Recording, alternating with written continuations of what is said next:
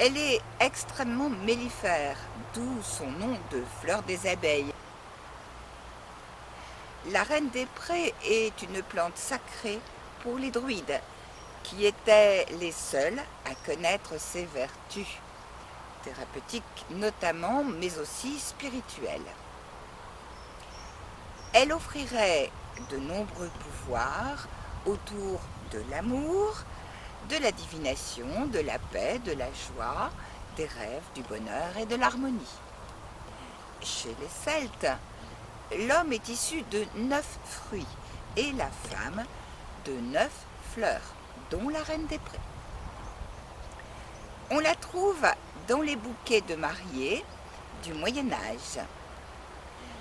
Et cette tradition perdure notamment dans les pays anglo-saxons, où on salue parfois les jeunes mariés en leur jetant des poignées de fleurs de reine des prés ou en leur offrant des guirlandes de cette fleur. On en répandait jadis autour des maisons pour conserver la paix au foyer. Elle était renommée comme étant un symbole de volupté. Cette plante, du côté spirituel, facilite, paraît-il, les passages, accompagne les changements, les transitions et donc les initiations. Ses fleurs blanches et son parfum printanier rappellent que le changement est permanent et qu'en le célébrant, il est plus facile de l'accepter. Les Grecs et les Celtes l'utilisaient pour parfumer les salles de banquet, les lieux de culte et bien sûr les maisons.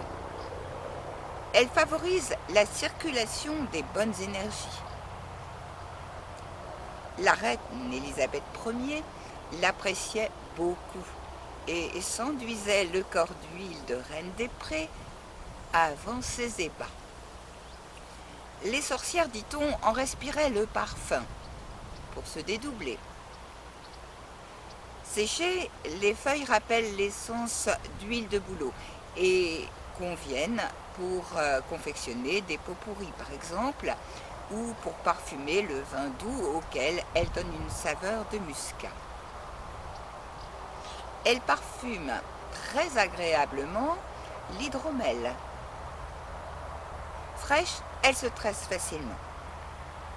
On peut consommer la reine des prés dans des glaces, des flans, dans en fait beaucoup de mets sucrés. On utilise ses feuilles, ses fleurs, ses boutons floraux et ses fruits. Et ces inflorescences sont un excellent condiment à condition de les avoir séchées au moins 1 an avant leur utilisation, permettant ainsi aux arômes d'amande amère et de vanille de se développer.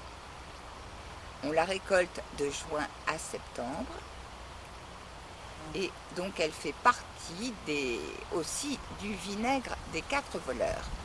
Vous savez, ces voleurs qui dépouillaient les morts de la peste.